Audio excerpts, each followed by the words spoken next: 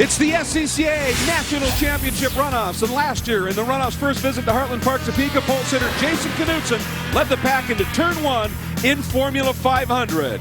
And the action began early, and it got more intense as the 34 of Clint McMahon chased down the 56 of Brian Novak, who had taken the lead. But things turned downright ugly when McMahon got into the back of Novak, and former leader Knutson was a helpless third man in. Next came the battle for the lead as the 74 of Brian Golay got by McMahon. But Golay had some intermittent engine problems. McMahon was able to blow back through. But when his engine cleared up, Golay repassed for the lead. At the finish, it was Brian Golay taking his first national championship in Formula 500.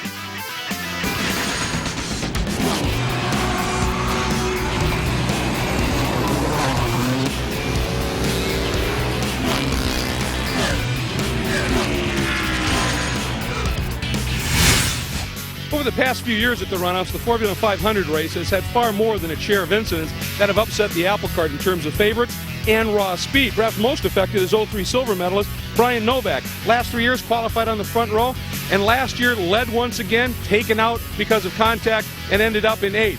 He wants to get to the front and stay there. He certainly has the speed. Now, Brian Golay last year only qualified 8th, somehow avoided all of the melees and ended up with a very smart gold medal. He broke his foot earlier this year. He's had a limited season, but he's quick. He'll be on the prowl. But a guy who seems to have magic when it comes to traffic is Steve Jondahl. Doesn't always qualify well, but passes more people on the track and cleanly, and last year put together one of those brilliant drives to bring home a bronze medal.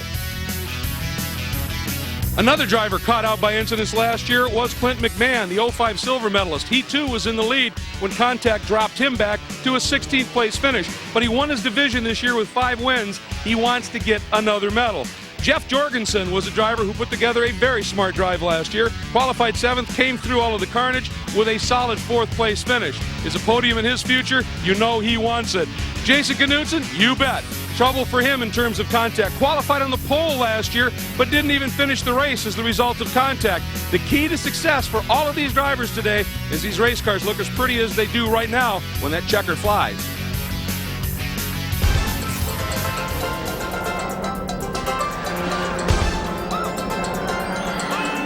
It is the Sports Car Club of America's National Championship Runoffs.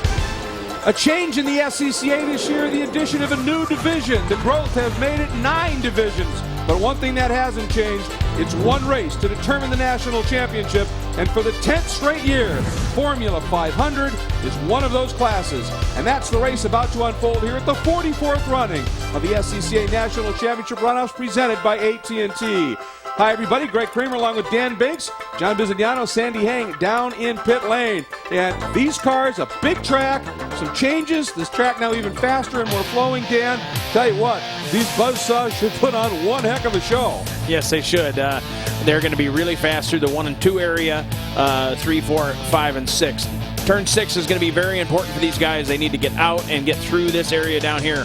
It's going to be very important to leave turn 9 and then all through this autocross section, as they call it. It's very tough. These cars have snowmobile belts, and it doesn't accelerate until the belt ramps up, so it's hard to get going. Well, take a look. Here is the Formula category, and there is Formula 500. A very unique class, incredibly exciting. It is exciting. Everybody has virtually the same engine, 500 cc's, flat bottom Formula car, purpose built, and very exciting racing. Yeah, they tend to race in swarms, and that's what makes it fun. Let's get down to pit lane. Sandy Hang. Well, hiding back here in the middle of the pack is a former gold medalist of this class, Aaron Ellis, with this homemade chassis. He built it himself. Of course, a lot of hard work behind it. 2000 he won the gold. Then he struggled for several years. Last year was his rebuilding year. 6th place finish last year. He's hoping to better that here today. Let's go to my colleague, John Bizignano. Biz? Well, 4 years ago, Steve Moore was sitting on his couch back home when some pit reporters said, get off the couch and go racing and do it in F500. So somehow it's all our fault, guys. He was upside down on Monday. There was over 200 pounds of mud in the car.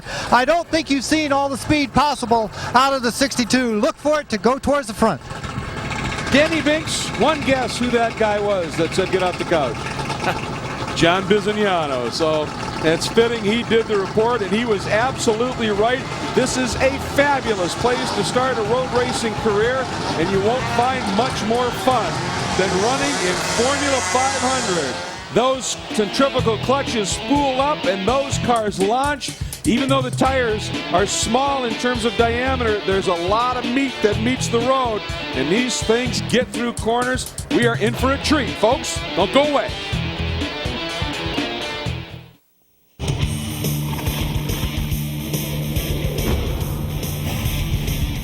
The Formula 500 field underway behind the pace car here at Heartland Park, Topeka. Beautiful 2.5-mile track, and we're going to be going racing for 18 laps to determine a national champion in this class. And we're going to get you to the starting lineup. As you can see, it's a good, healthy field. They put on such a spectacular show. Some interesting engineering, but it's very closely controlled in this class. And here's a look at the starting lineup. Jason Knudsen, his second consecutive pole. Brian Novak, his second consecutive outside front row qualifying effort. See if they can parlay that into results this year. Brian Golay was the defending champion, improved his qualifying from 8th to 3rd this year. Jeff Jorgensen there in 11th. He was very quick last year. And then we want to mention that the 13th qualifier, Steve Jondahl. Keep your eye on him. Like I said at the top of the show, he has magic in passing cars. And Tom Tomlinson, not able to get to the grid, so he is a scratch. We do have an onboard camera we want to show you. He has qualified 12th.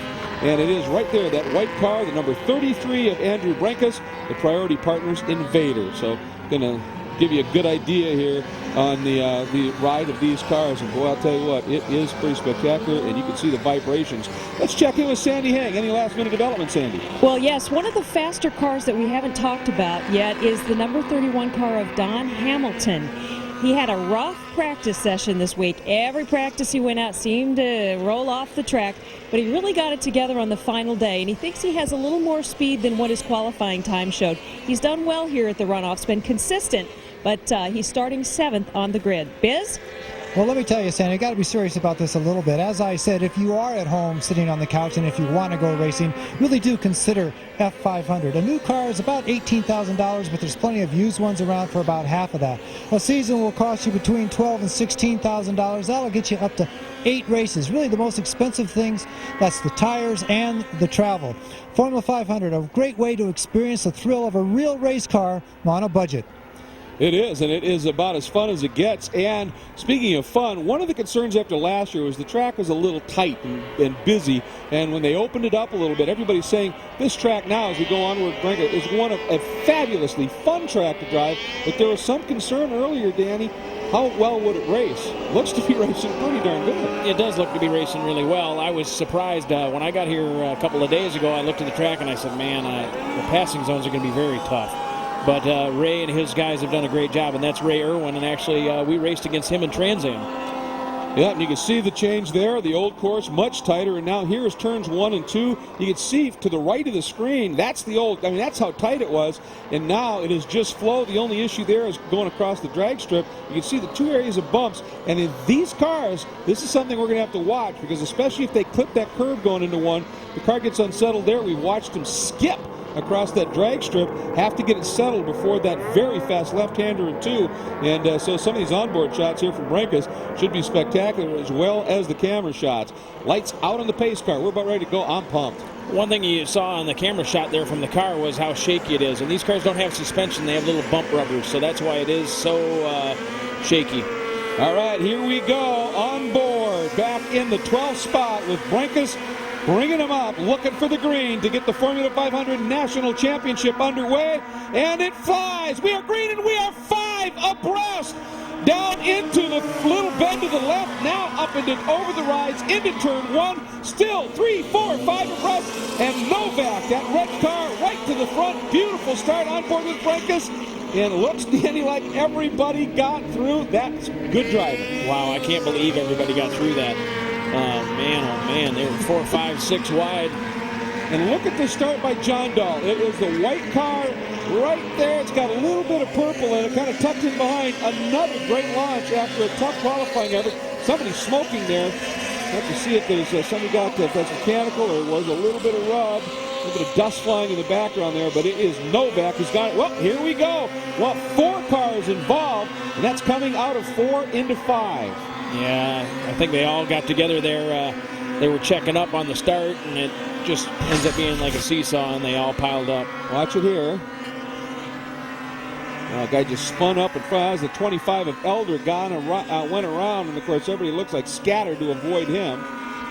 Yeah. Oh! Big ride, man. And there you go. That was a huge airborne launch, Dan. But I'll tell you what, that was very fortunate. Watch it from Brinkus. Yeah, that was pretty close there. Yeah, he skated through, got around Elder, but it was everybody behind him that just went nuts. And look at a bit of frustration. And we have a full course caution. Full course caution. That makes sense. You got cars scattered all over, and that 4-5 complex is a very tricky one to negotiate without traffic. Oh, there's the 67, one of the cars out, John Walbron. Well, he's been running Formula 500 for a long time, one of the great competitors. He's parked. Yeah, some of those guys took very large rides. Yes, and again, like you said, with no suspension, those bump rudders, those landings can be very hard. I think is that Elder? Yep, that's Elder. Look at that. Just so sad. Working so hard to get here. Go through a full season of divisional action. Another angle on it. This is tails away out of 4. Yeah, the 25 spins out there, and then the 10 really didn't have any place to go. He checked up, and the next guy here just goes for a big ride. That's the big ride. That's Walbrand, who went airborne. Right, it looked like he walked over to the wall and is not feeling very good. Yeah. That was a pretty big wreck. Boy, talk about a nice piece of driving here by Brinkus. Yeah, there wasn't but a couple inches there to the rear tire. Yes, slithered on through and was able to hang on. Really didn't even lose any ground there at this point. And the 62 involves Stephen Moore. He brought the TW group entry down in, and they're working. He's got tire problems, and if not suspension. Yeah, it looks like he has a flat tire there. They're having a little bit of issue getting the rear tire off. These guys aren't normally set up for pit stops. You can see it looks like it slid the axle over. It's probably in trouble. Folded up the diffuser underneath the car. I mean, yeah, this car could be hurt a lot deeper than it looks right now. So the Tuscarora Wines entry is parked on the side right now in pit lane. Tough go for this gentleman, for Stephen Moore. And he's still going. Come on, man. Make it work. We need to race, and we'll be back at the racing in a minute.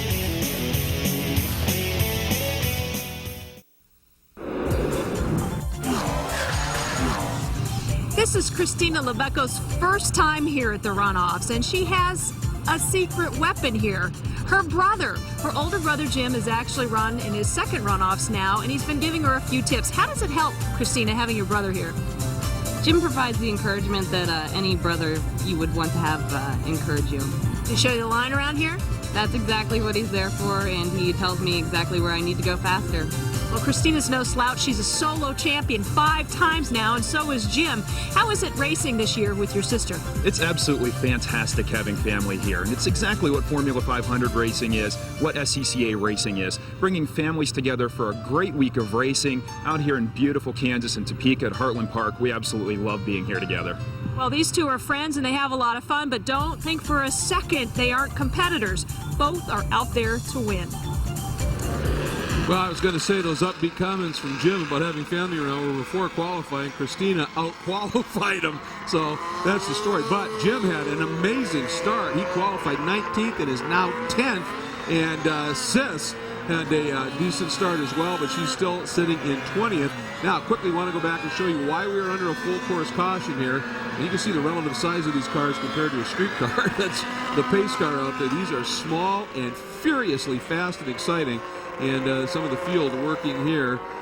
There is the 98, as you mentioned, Jim Lebeco had a good run. Now, here's what happened, and it started with Elder, but Walbrand, the red car, that was big air. Yeah, he had a big year, and now he had a big ride on lap 1. Watch it here. That's Elder who spun right there, went around on him. Got up on the curb, and that was it. And these guys have no place to go with 3-4 wide back there, and they just had no choice but to run into him. Yeah, he had 6 wins, Walbrand did, in his division this year, so that was a tough one. There is Brian Novak, who went to the front early, and let's check in with Biz. just talking to his father about that, Jay, let me tell you, what was that first lap like for a dad standing in the pits? It's got to be murder, man. It is absolute murder, no question about it. I'm about 100 times more tense than Brian is. He falls asleep in the car until he's ready to go.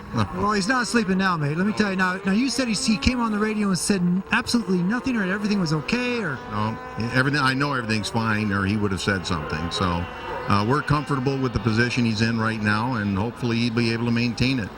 how many good rubs, knocks, bangs can these cars take before something goes wrong? Well, actually, these cars are pretty tough. Ours in particular has a very, very, very tough suspension and control arms, and it can take quite a bit of pushing and shoving. But like last year, we got hit pretty hard on the third lap, and that hurt it. But you know, in general, they're pretty tough. All right, well, good luck with the rest of it. Now, for this one race, we get to call Sandy hang.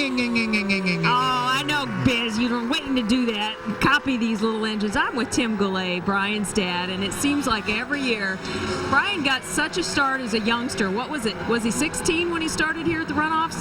Yeah, his first Runoffs, he was 16 years old. He started with his novice, ran all the way through his regionals, got his nationals, and qualified. Young and here at the Runoffs now. He's 19, almost, what, 20? 20. He'll be 20 next month. And he's done very, very well. What's he thinking, do you believe, right at this point? Couple of cautions. Is it chilling him, or is he getting a little more nervous? Oh, he wants the pace car off the track, plain and simple. He wants to race. That's what they all do out there. He's ready to race. Any secrets you have under your sleeve? No, just hope the car holds. You just hope the car holds. That's Tim Goulet, Brian's dad. All right. Well, he qualified third this year after 8th last year, and he won the national championship last year. Second now. Things are looking up for Goulet. And I'll tell you what, it was an amazing start. The restart's coming.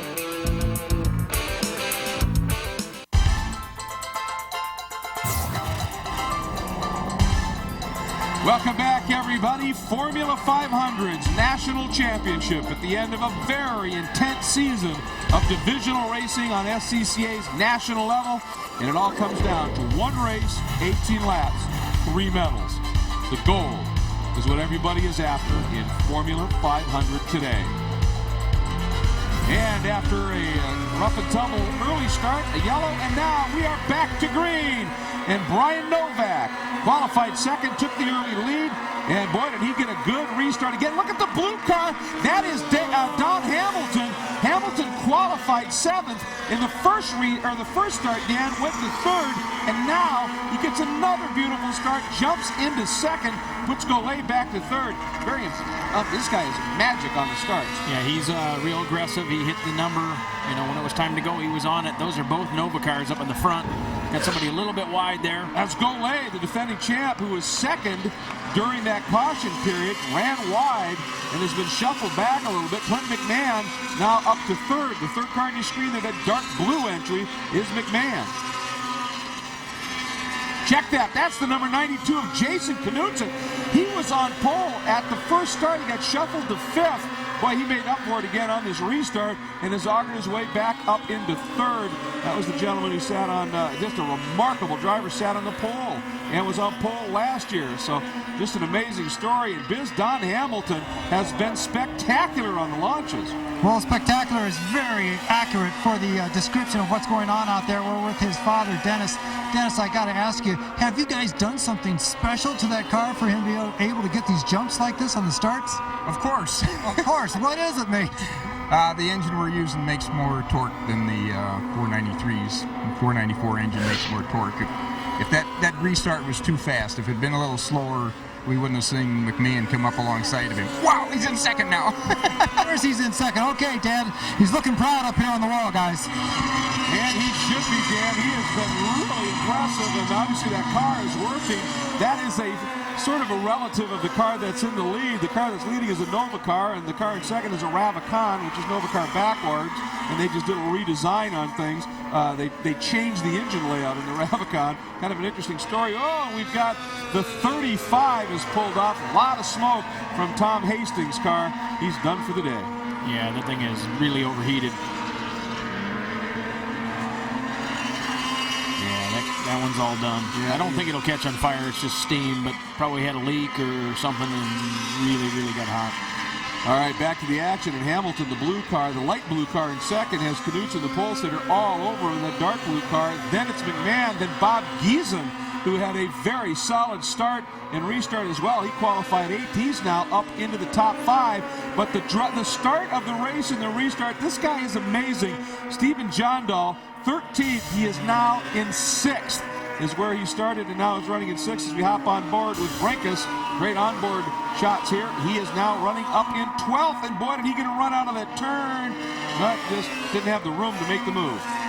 You can see how these cars shake around and gain and lose depending on how they get off the corner here. The guy gets a little bit away from him, he catches him. A little bit shallower entrance on that corner. Now he's all over him.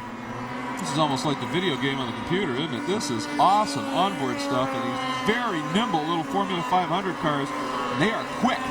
They are quick. They're very, very short to the ground, maybe 25, 30 inches tall.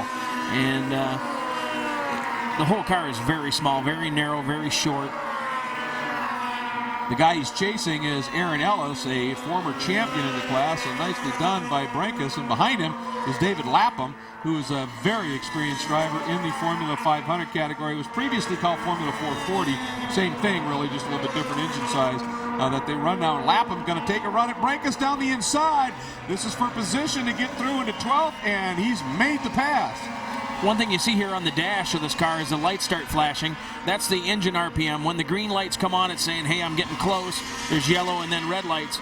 These cars don't have any gears. They have a belt system, and it revs up really quick off the corner, and then it sort of shifts gears as it goes. Boy, and they just both got around Aaron Ellis, and it was kind of a nice move there as Brinkus let Dave Lapham sort of be the blocking back, opened the hole up, and then he followed him right through. And now he's got the run as well. The action continues here in Heartland Park.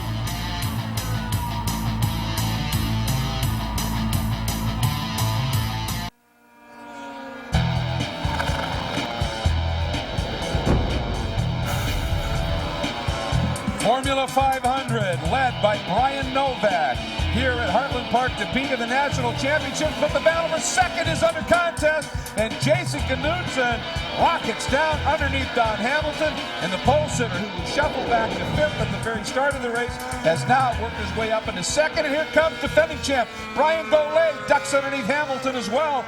And that was just I think it caved in, and once you got shuffled off the line a little bit, you lose a little bit of momentum, and the other guy can follow you right through. Yeah, those guys are racing into turn 1 there, slowed up a little bit, and Golay just took advantage of it. Smart move by the young driver again. Very impressive. Qualified 8th last year and was able to take advantage of some contact that helped him get to the front. This year, qualified 3rd. He upped his game in qualifying, which in these cars is huge, and has been able to put together a good drive, but he just pulled off. Hand in the air, which would indicate a mechanical problem. There he is, waving furiously, and the defending champ, after looking like he just had a great lap, something has gone awry in that car. Yeah, you just wonder if something happened early on and maybe he ran over something from some of the other incidents, and now he's off. That's the Invader. Now we're watching that lead car in this group is Stephen Jondahl. Again, qualified 13th. In the past number of years, nobody has passed more cars in Formula 500 than Jondahl has. Just a remarkable story, and just doing a great job at this point. I think I just misidentified. That may be a teammate. I have to clarify that. We're a little bit further back in the pack, I think, than I thought. Berman just had a good move there. He shot by him. Oh, look at that. Golay. Helmet off, dejection, national championship, not going to be able to repeat. Yeah, just pulled off, Dan. Yeah, he just drove off, obviously a mechanical. Oh, the belt flew off. Yeah, so what happens is it slips those belts, and sometimes they just break. Well, it's a centrifugal clutch system. You've got a primary and then a driven clutch, and it's a weights and the thing, and they spin, and it changes the ratios. But, boy, you can burn those clutches up, and when it does, sometimes they lock and those belts snap, and that's it. You got no drive. Yes, it really slips that belt a lot, and it's almost an art. I'm sure they have that on the computer and know how they slip that belt. It's a lot of torque going through those belts. I mean, they're intense stuff. It's squeezing that thing pretty hard. It rubs off the side of the belt, not off the bottom of it. Right, it's a beveled belt, I think, isn't it? So it just shifts up and down on the race. Kind of cool stuff. Novak, we've got a spin. That is the number 10 of Kenny Price. Went around, running in 8th at the time. And well, he's able to get it going here before this battle is coming up on him. So Price able to continue, but it cost him an awful lot of valuable track time. And you've got this gang coming up behind him here as well. That's Aaron Ellis. These guys have been going at it. Lapham and Brankus once again. There's Brankus, the white car. Ooh, nice move. Ducks down underneath, and he got by. That's Giesen in the yellow car, so Lebeco was able to make that move. That's awesome. That is now, I think that puts Lebeco into 5th. That's a great move by Lebeco. Yeah, it looks like Giesen maybe got offline there and got some stuff on his tires, and he lost a few spots there. Yeah, John Dahl just in front of these guys in 4th. What a drive by, there he is, John Dahl, up into 4th from 13th. Then it's Lebeco. Right there, just an incredibly good drive for him as well, considering he qualified back in 19th, then Berman, and then Giesen. And these guys running some very good laps. Now, the issue is they are about 3 seconds behind Hamilton, and that is the first of the medals. So at this stage, do you race hard, or do you just race close and draft and try and get your way out? They're racing hard. There's the answer. Yeah. Lebeco wanted by John Dahl, slowed them both up a little bit. And if they keep doing this, it's going to be tough for them to run down these 3 leaders. It will be tough for him, but, you know, he started back in 18th or 19th there, and he's up to 9th. He's pushing as hard as he can. You come here and spend the whole week. You want to, you know, after this, if you finish 10th, or it doesn't matter. You want to be up there in the front. As far as you can get, you bet, especially when you qualify deep in the pack and been able to race that good early. So John Dahl, again, I think if you count it up, cars who have passed more cars, nobody has the total that guy does. For some reason, just doesn't get the qualifying dialed up, but is an incredibly effective racer. And you can see it once again playing out as he's 4th with Lebeco right behind him. But there is Brian Novak throwing the Nova car around. But after the contact and the bad luck he's had, he's where he wants to be, in the lead and in control.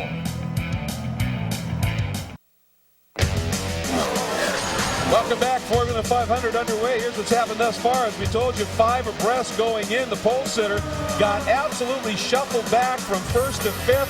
The light blue car, a great start, going from deep in the pack, 7th up into 3rd. But then, coming out of turn number 4, this moment, Elder spins, and then carnage behind him, and Jack Walbrand went for the big ride, going airborne.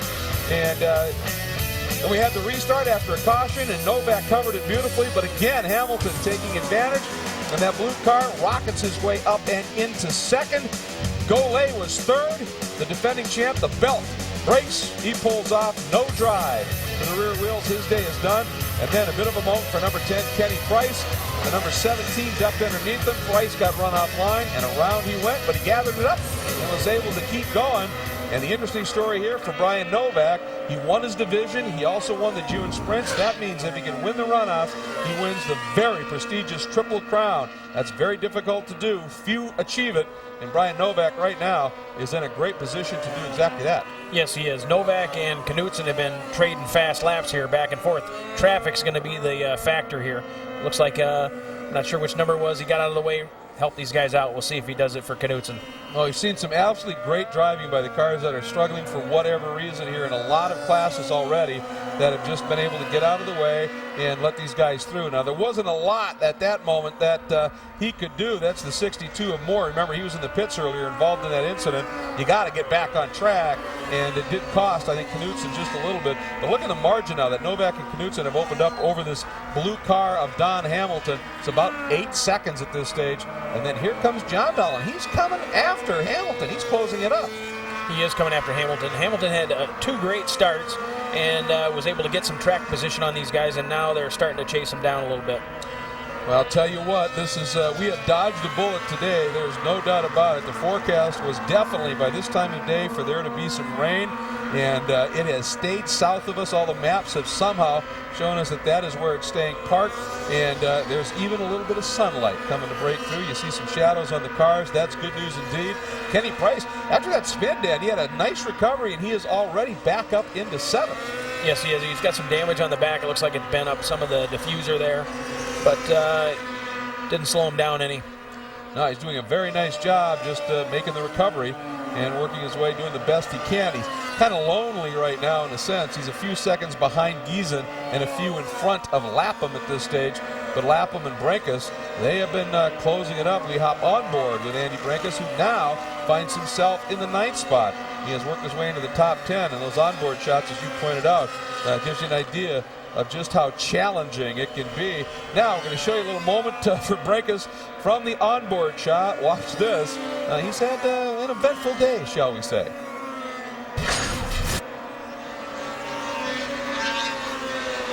This is coming into the autocross section.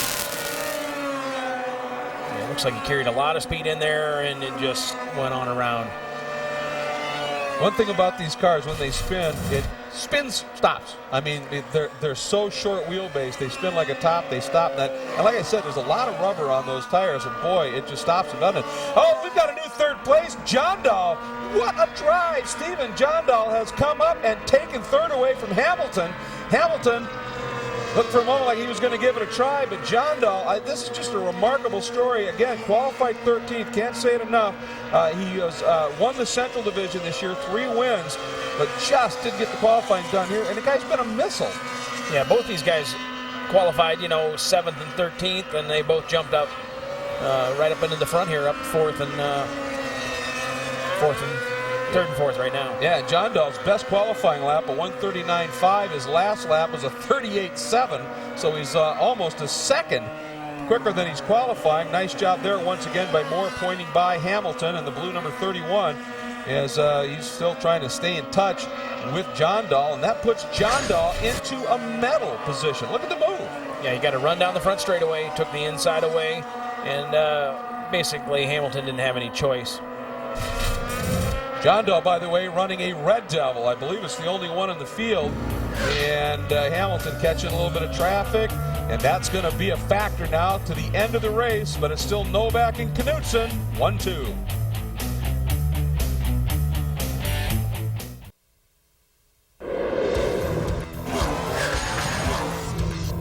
As a lower leg amputee, you might think that Jim Elder is racing with a handicap here in Kansas, but he doesn't think that way. Jim, when it comes to this Formula 500, what modifications did you have to make? What adjustments did you have to do to be competitive? I just had to adjust myself, not having an ankle. I have to move my whole leg to give it throttle. No adjustments to the car. Now you're here promoting on the side of your race car, Racing Beyond Limits. Tell us about that. Yeah, I'd like to get the word out there that the handicapped people can get out and be competitive, drive race cars, and compete against the non-disabled and do well. Well, there really are no limits. There are no limits. And I'll tell you what, you take a look at what he did in this division, the very competitive Southeastern Division, where a lot of times the champions have come from. 2nd in that division with 2 wins, 3 podiums. Currently running 20th. He was the guy who spun, as you recall, early in the race on that first lap, and has just been trying to fight his way back through the pack. I think that defines inspiration. This guy is just remarkable.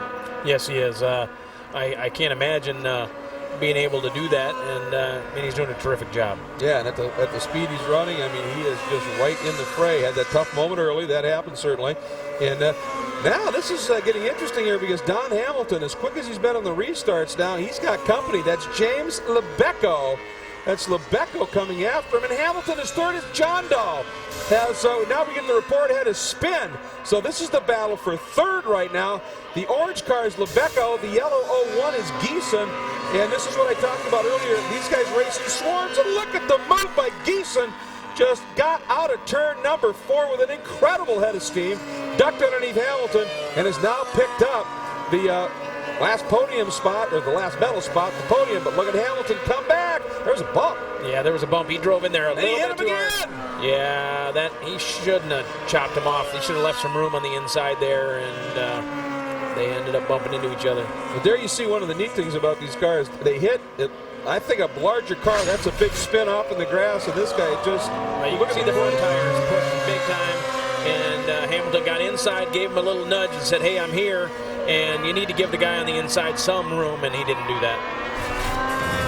So now Geeson has to recover and do it all again, and John Dahl, who had that great drive, a quick spin, has dropped back to 6th, but the speed we've seen him running, well, I tell you what, this battle for the last podium spot, not over yet.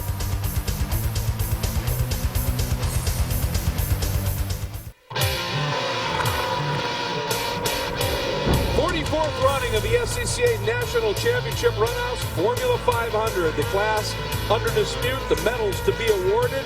And this is the battle for the last medal, the bronze, the blue cars, Hamilton. But look at Lebeco coming underneath. And I've talked about John Dahl over the past few years. He's been passing a lot of cars, but today, Lebeco, 19th to 3rd. That's amazing in a class this competitive. Yes, it is. It is a drive of a lifetime, it looks like, and his sister's going to have to hurry up and catch up there. I think Sis motivated him by out-qualifying him, and he said, all right, I'm going to have to go after it here. And boy, has he. Here is the number 33 of Brankus. He's the car that's been carrying the great onboard shots for us. He's in 9th, but he's got James Whita, that beautiful black number 22, all over him. Lots of pressure right now from Whita as he's trying to find a way around. That's a Scorpion. So there's lots of different chassis that are made in this class. They're relatively controlled as to what you can do, and as you pointed out, suspension. But you can go ahead and build one up if you want, and a lot of guys have, and a lot of success.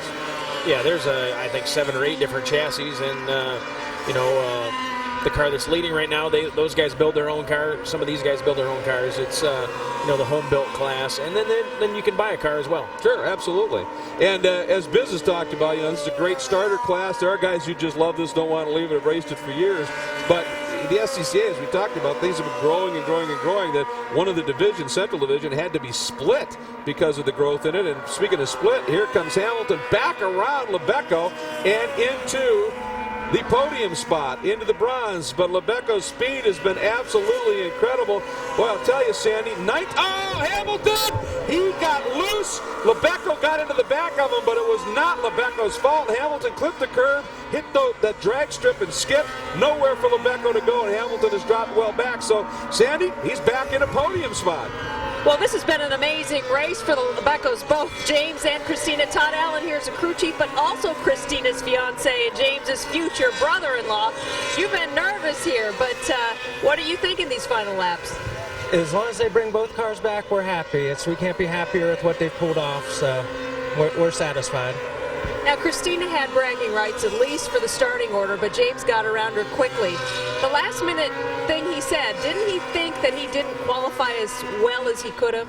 We've had car problems with both cars this week, so we're just happy they're both running smoothly now. It's not one thing, it's always another. That's Todd Allen. Can you tell he's a little nervous? This is a fun event for all of them. Yeah, it keeps them on their toes. And, boy, I'll tell you what, Lebeco, after Hamilton spins, you think Lebeco might have some breathing room? No. Guess who's back? Giesen. And he is just throwing that subway car around. Just absolute mayhem the way he's driving it right now. He's got monster push. Now, this is what happened. There you see it. He gets the curb. He gets the curb, and Jim gets into the back of him. That's kind of a bummer, but when the guy checks up like that, there's nothing you can do.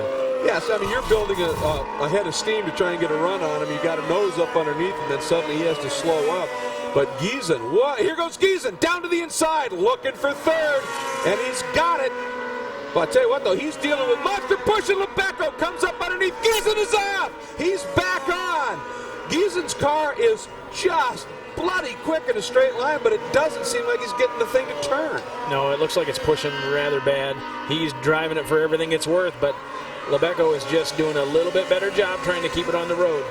Is this one of those times where Giesen might want to think about just back off a smidge, and it'll give you a little bit better. You'll get that thing to turn in just a little bit.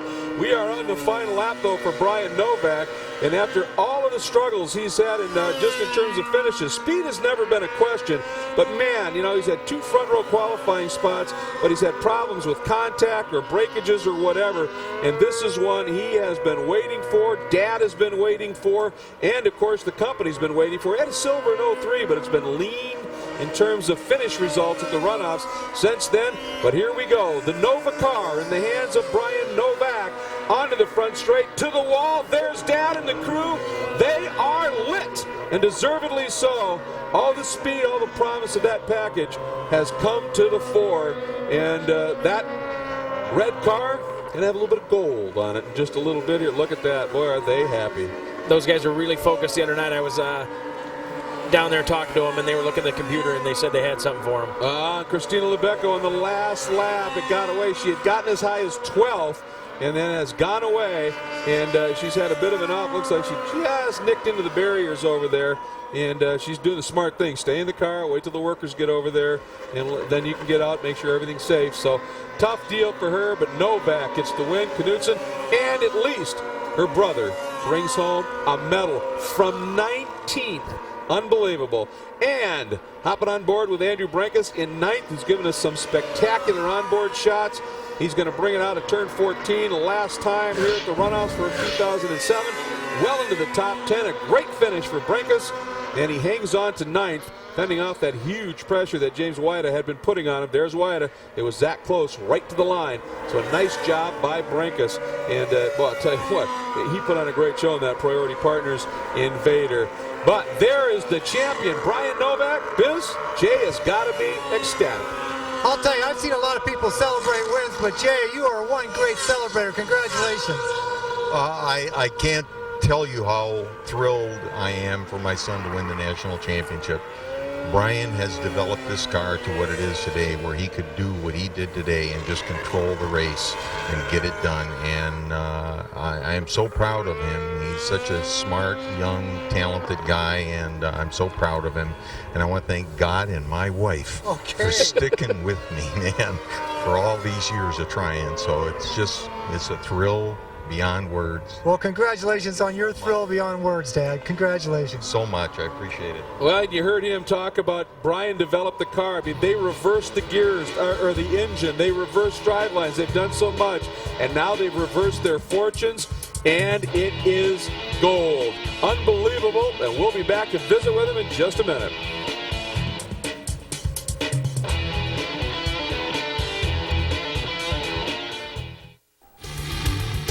Welcome back to Formula 500 at the Heartland Park Topeka Speedrome. It was just that for these Formula 500 cars, an amazing race. Let's get down to John Vizignano with our champion and Triple Crown winner. Well, Sandy's putting on the medal here, and I'll tell you, Brian, we have to congratulate you on being the champion here, but also congratulations on a Triple Crown. Very difficult thing to do. What are your thoughts, mate? Oh, I'm speechless right now. I don't know what to say. We've been trying for so very long to put this together. So many years, past 3 years in a row leading, something going wrong. Just, I can't thank my father enough. My dad's tireless, complete and utter dedication to this effort is the reason I'm here right now.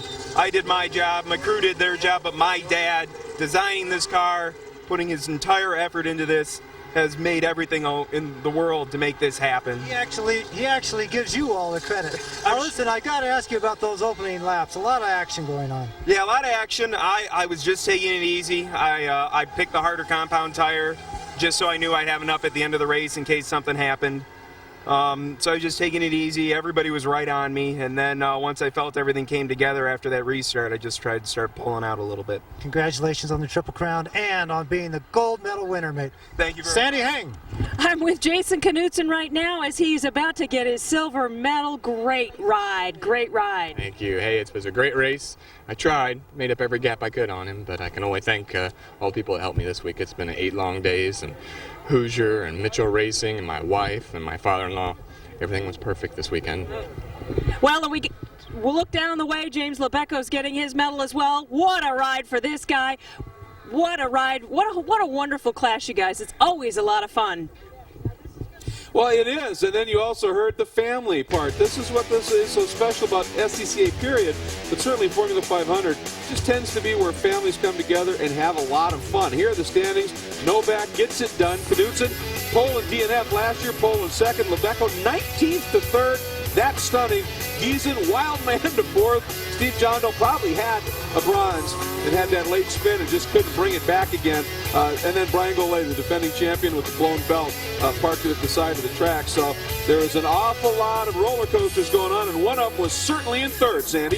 19th to 3rd place. How did you do that? What a ride. It was a wild race out there. I cannot believe the cars, the places, the passes. It was an absolutely fantastic race. Exactly what Formula 500 is.